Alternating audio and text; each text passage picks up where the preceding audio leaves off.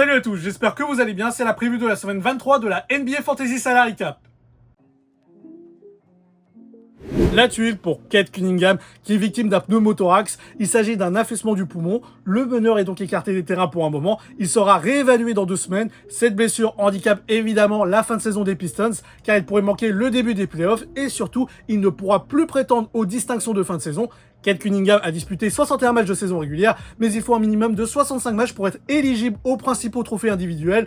Le gars a la poisse, il réalise la meilleure saison de sa carrière et il prend un énorme coup d'arrêt. Il faut vous rendre compte qu'il avait déjà manqué une très grosse partie de la saison 2023-2024 à cause des blessures à répétition, ce qui a un peu freiné sa progression.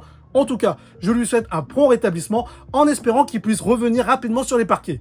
À l'Ouest, les Spurs ont assuré leur qualification aux playoffs. Qui aurait misé sur ce scénario en début de saison? Perso, je les voyais au minimum en play-in, mais une qualification directe aux playoffs? Les progrès sont spectaculaires à San Antonio. Très impatient de voir Victor Wembanyama disputer des matchs décisifs. Et pour finir ce récap, l'info est tombée, la NBA va soumettre un vote aux propriétaires de franchise pour savoir s'ils sont favorables à l'intégration de Seattle et Las Vegas dans la ligue. On saura très vite cette semaine. Je précise que ce n'est qu'une première étape. Si le vote passe, la NBA pourra lancer un appel d'offres et elle pourra s'entretenir avec des potentiels futurs propriétaires des franchises de Seattle et Las Vegas. Pour valider leur intégration, il y aura un deuxième vote qui se déroulera en fin d'année et si c'est ok, Seattle et Las Vegas rejoindront la NBA pour la saison 2028-2029.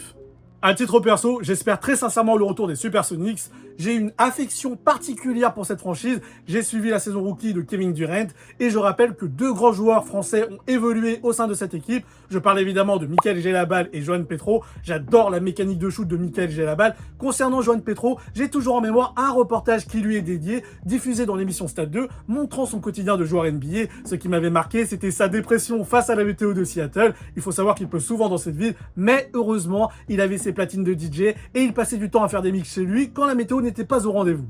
Si vous aimez la vidéo, n'hésitez pas à mettre un pouce bleu. Je continue d'attirer votre attention sur cette nouvelle fonctionnalité de YouTube qui permet de booster une vidéo. Ça m'aiderait à gagner davantage en visibilité. Comme d'habitude, si vous voulez vous tenir au courant de mes prochains contenus, que ce soit du format short ou long, abonnez-vous à ma chaîne.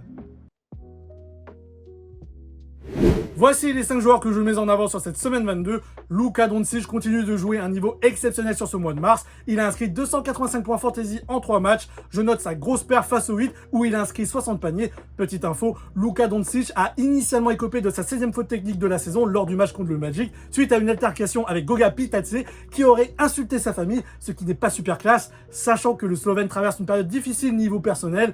Enfin bref, qui dit 16e faute technique dit suspension automatique pour la prochaine rencontre. Mais hier, la NBA a pris la décision d'annuler la faute technique. Le meneur des Lakers sera du coup bel et bien présent pour le match face aux Pistons ce soir. Victor Wembanyama est au niveau où il devrait être, un joueur d'une valeur de 18,9 millions de dollars qui engrange plein de points fantasy. Ce que je reprochais à notre alien, ce n'est pas son niveau, car il n'a pas besoin de faire de stats pour influencer le cours d'un match.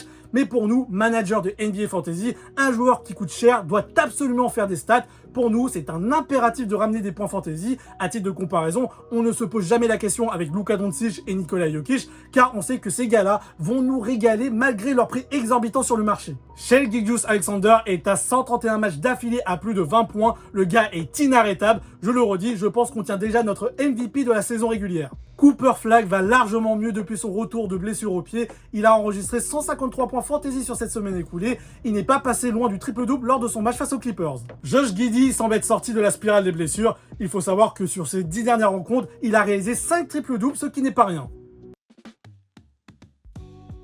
Voici le calendrier de la semaine 23. Seuls les Timberwolves et les Suns n'ont que 2 matchs à disputer cette semaine. Avec la blessure de Cade Cunningham, 2 joueurs des Pistons sont sous le feu des projecteurs. Le premier, Jalen Duren, a endossé le costume de leader intérimaire. Il est devenu l'atout offensif numéro 1 de l'équipe. Pour preuve, il est à 27,6 points de moyenne par match sur la semaine écoulée. Le second, Danny Jenkins, s'illustre parfaitement au scoring et à la passe. Je rappelle que le joueur a actuellement une valeur de 4,4 millions de dollars, donc il va être ultra rentable jusqu'à la fin de la saison.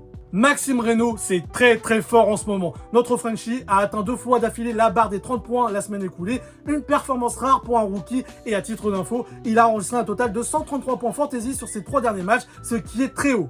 Et côté OKC, Jared McCann s'est fait une très grosse place dans la rotation du Thunder. Il ne cesse de progresser au fil des matchs et ça se traduit dans ses stats. On se demande vraiment pourquoi les Sixers l'ont laissé filer dans l'Oklahoma pour un Twix et une tape dans le dos. Pour rappel, Philadelphie joue actuellement sans Tyrese Maxey et Kelly Oubre Jr. pour cause de blessure. Enfin bref, c'est incompréhensible.